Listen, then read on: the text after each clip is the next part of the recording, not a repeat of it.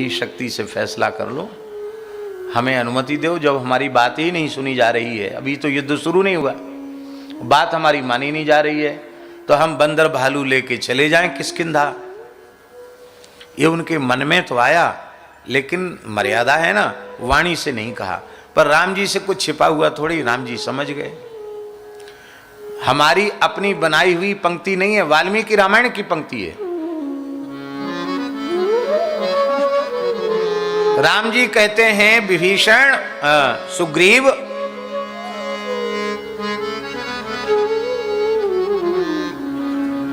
तुम्हारे मन में यह अहंकार है कि मेरी सहायता के बिना लंका विजय नहीं की जा सकती, राम जी के मनोरथ की पूर्ति नहीं हो सकती। तो कान खोलकर सुन लो, हमें तुम लोगों के सहयोग की आवश्यकता नहीं है। लक्ष्मण जी, इनकी भी आवश्यकता नहीं। धनुष बाण, बोले धनुष बाण की भी जरूरत नहीं, अस्त्र शस्त्र की अपेक्षा नहीं, लक्ष्मण की भी अपेक्षा नहीं। तुम लोगों की फिर अपेक्षा होगी कहां से? किसी की अपेक्षा नहीं।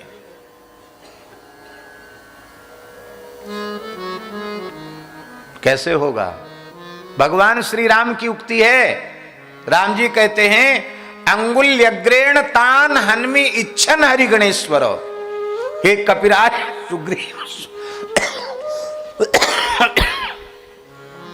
केवल हमारे मन में इच्छा उत्पन्न हो जाए और मैं अपनी उंगली ऐसे उठाऊं, और मेरी उंगली उठाते ही तीनों लोगों के असुर समाप्त हो जाएंगे, मुझे धनुष बाण की भी जरूरत कहां है। जिनके पलक गिराने से प्रलय हो जाता है, उनको किसी की सही अपेक्षा? सृष्टि बनाने में किसी का सहयोग लिया? जेहि सृष्टि उपाई त्रिविध बनाई, संग सहाय न दूजा, सो करिय अघारी चिंत हमारी, जानिय भगति न पूजा। हाँ, जानिय भगति न पूजा। भगवान तो भगवान है, इसलिए दुष्टों के विनाश के लिए भी आपको अवतार लेने की जरूरत नहीं, धर्म स्थापन के लिए भी नहीं। दुष्ट समाप्त हो जाएंगे तो संतों की रक्षा तो अपने आप ही हो जाएगी। भगवान को बड़ा आश्चर्य हुआ कि हमने अवतार के प्रयोजन जो जो गिनाए थे, बुआ जी ने तो सब खंडन कर दिया सबका। बोले तो ऐसा है, अब आप ही बताओ हमारे अवतार का प्रयोजन क्या है? आहा, क्या है? धन्य है, धन्य है। प्रणाम है कुंती जी के चरणों में। क्या अद्भुत भाव है कुंती जी का। एक नई बात कुंती जी कह रही है, हे प्रभु, आपके अवतार का प्रयोजन क्या है? तथा परमहंसानां मुनीनां अमलात्मनां भक्ति योग विधानार्थम कथम पश्येमहि स्त्रिया। बड़े बड़े अमलात्मा विमलात्मा परमहंस महात्माओं के अंतःकरण में भक्ति योग की प्रतिष्ठा करने के लिए आपका अवतार हुआ है।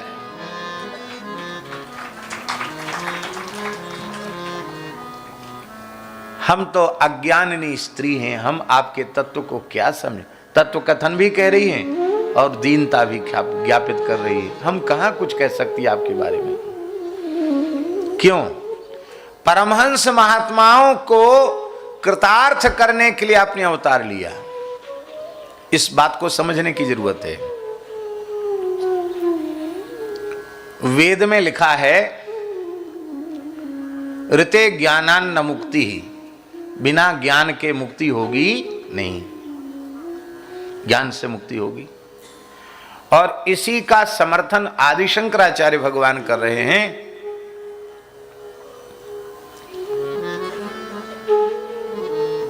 वे कहते हैं कुरुते गंगा सागर गमनम व्रत परिपालन मथवादानम ज्ञान विहीना सर्वमतेन मुक्तिं न भजति जन्म सतेन भज गोविंदम भज गोविंदम गोविंदम भज मूढ़मते। गंगा सागर जाता है, बड़े बड़े कठोर व्रत करता है, दान करता है, और एक जन्म तक नहीं 100 जन्म तक करता है, पर ज्ञान उत्पन्न नहीं हुआ तो संसार चक्र छूटेगा नहीं।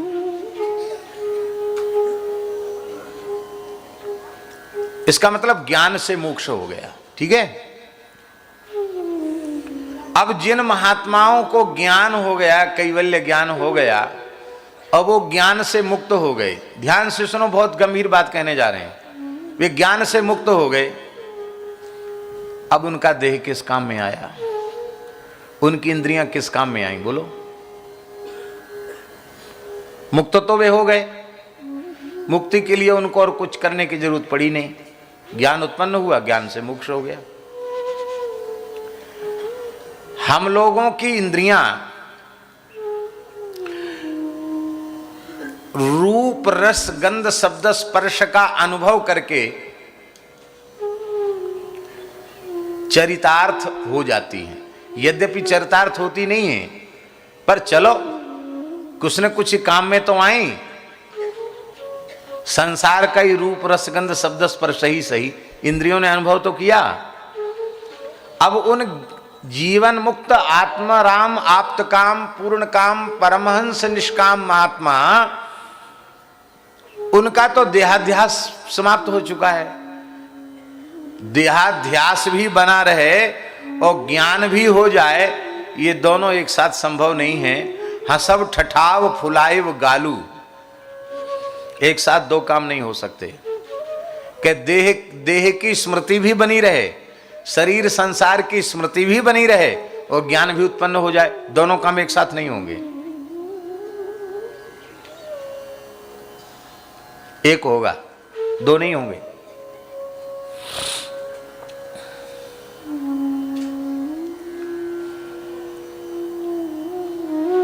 अब मुक्त तो हो गए सुखदेव जी की कोटि के महापुरुष, देहाध्यास ही नहीं, मुक्त हो गए। सनकादिकों की कोटि के महापुरुष मुक्त हो गए। अब उनकी इंद्रियां संसार के रूप रसगंध शब्द स्पर्श में तो जाएंगी नहीं। जाएंगी? हम विषयी पुरुषों की तो जाती है, उनकी तो नहीं जाएंगी। स्वर्गादि लोकों के जो दिव्य रूप रसगंध शब्द स्पर्श हैं, वे दिव्य भोग भी उनकी इंद्रियों के अपनी ओर आकृष्ट नहीं करने वाले। तो उनको देह धारण करने का क्या फल मिला? उनकी आंख नाक कान हाथ पांव ये सब होने का क्या फल मिला? तो उनका तो देह, उनको देह की प्राप्ति होना ही व्यर्थ हो जाएगा। ध्यान में आई बात? माने कुंती जी कह रही हैं, भले ही वे ज्ञान से मुक्त हो गए हैं, लेकिन शरीर धारण करने की सफलता तो भक्ति योग में है। आंख भर के आपका दर्शन करें, इसमें आंख की सफलता है। कान से आपकी मृतक जियावनी वाणी सुने, इसमें कान की सफलता है। आपकी मधुर मुरली का निनाद श्रवण करे, इसमें कान की सार्थकता है। जिह्वा से आपके चरणामृत अधरामृत का स्वाद, आपके नामरूप लीला गुणगान का स्वाद मिले, इसमें जिह्वा की सफलता है। हाथ से आपकी सेवा, आपका श्रृंगार, आपकी उपासना हो, पैर से आपकी परिक्रमा हो, वृंदावन गिरिराज जी चित्रकूट की परिक्रमा हो, तुलसी जी की देवालय की परिक्रमा हो, मन बुद्धि चित्त सब, अंतर इंद्रिय बहिर इंद्रिय सब के सब जब आपके अनुभव में लगती हैं तब इनकी सफलता होती है।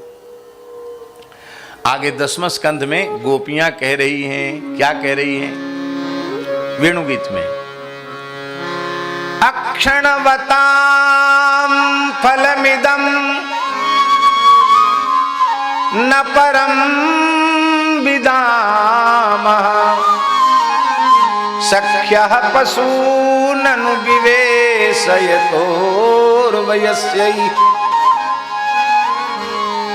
वक्त्रं ब्रजेश सुतयो रनुवेणुजुष्टम् यैर्वा निपीतमनुरक्त कटाक्ष मोक्षम। गोपियां कहती हैं, अरे सखियो,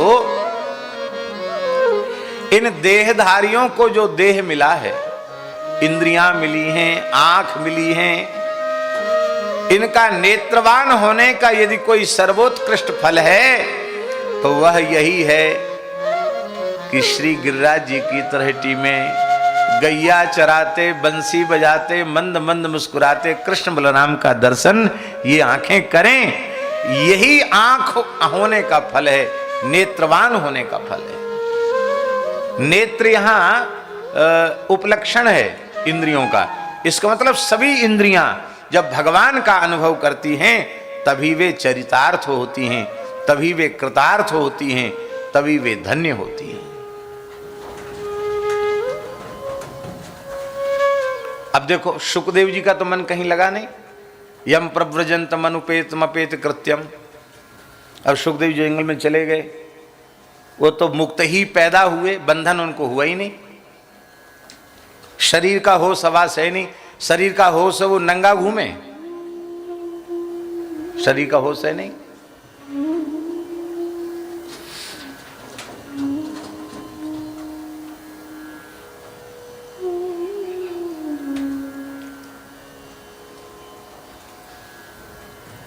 अब सुखदेव जी की इंद्रियां कहाँ लगेंगी बताओ। सुखदेव जी को मन लगाना हो, उनको अपने मन को, बुद्धि को, इंद्रियों को, सबको कृतार्थ बनाना हो तो संसार में तो लगने वाली है नहीं, लौकिक पारलौकिक भोगों में लगेंगी है नहीं।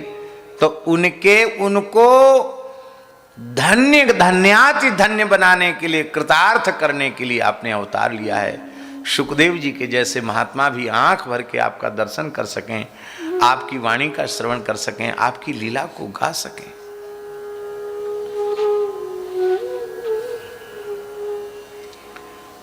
देह धारण करने का एकमात्र फल है भगवान से प्रेम, भगवान की भक्ति। ज्ञानी पुरुष भी, ज्ञानी पुरुष में भी ये बात नहीं आई तो उन भले ही वे मुक्त हो गए, ज्ञानी पुरुष मुक्त हो गए, पर भगवान की भक्ति प्रकट नहीं भई, गए काम से। भले ही मुक्त हो गए पर उनको देह धारण करने का फल नहीं मिला। आहा,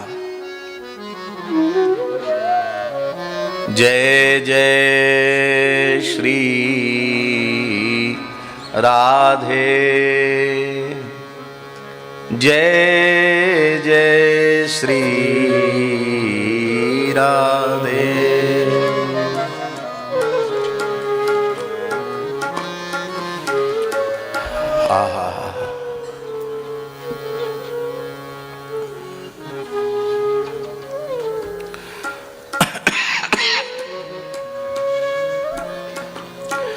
अपने काल में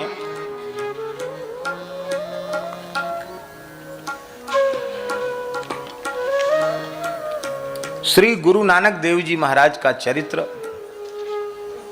उसको आप पढ़ें और उनकी अत्यंत पवित्र ज्ञान भक्ति वैराग्य से, ब्रह्म ज्ञान से परिपूर्ण उनकी पवित्र वाणी का श्रवण करें तो आपके अनुभव में आ जाएगा कि श्री गुरु नानक जी में और साक्षात सच्चिदानंद घन परब्रह्म परमात्मा में भेद नहीं है। इस कोटि के महात्मा, ज्ञान की, योग की, प्रेम की सर्वोच्च कक्षा में विराजमान।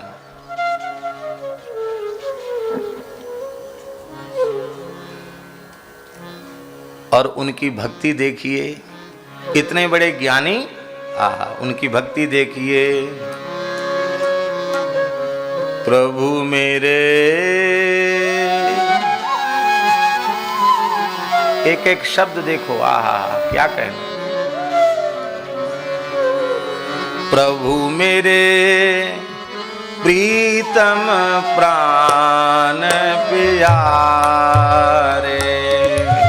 प्रभु मेरे प्रीतम प्राण प्यारे। एक एक शब्द कैसा एकदम हृदय को हिला देता है। प्रभु मेरे प्रीतम प्राण प्यारे, प्रभु मेरे प्रीतम प्राण प्यारे। प्रेम भगति निज नाम दीजिए, प्रेम भगति निज नाम दीजिए, प्रेम भगति निज नाम दीजिए, प्रेम भगति निज नाम दीजिए। दयाल अनुग्रह धारे, दयाल अनुग्रह धारे। प्रभु मेरे प्रीतम प्राण प्यारे, प्रभु मेरे प्रीतम प्राण प्यारे।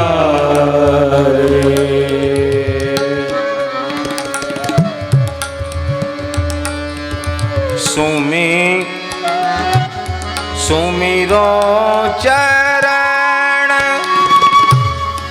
तिहारे प्रीतम, सुमिरो चरण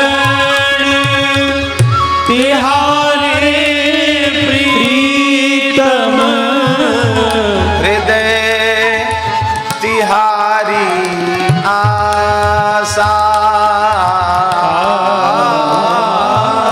हृदय तिहारी आशा।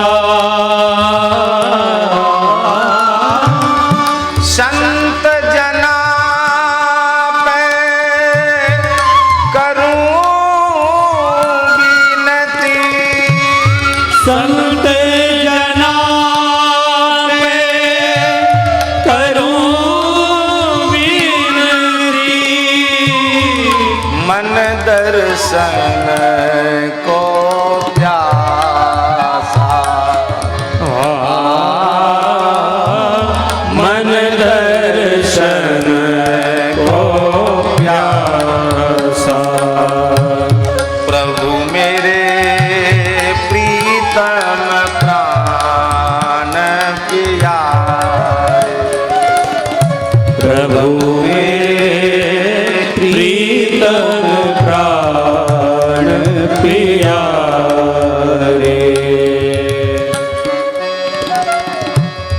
बिछुरत मरण जीवन हरि मिलते, बिछुरत मरण जीवन हरि मिलते, जन को दर्शन दीजे,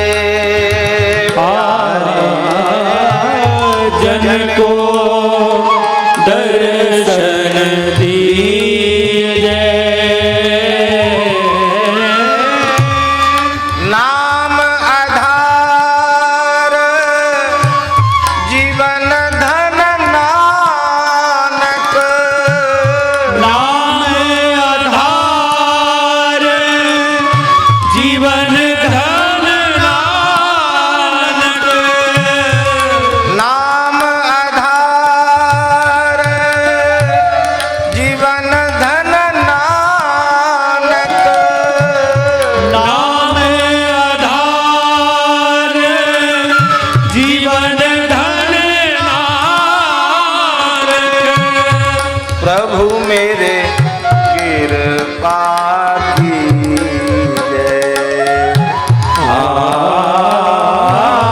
प्रभु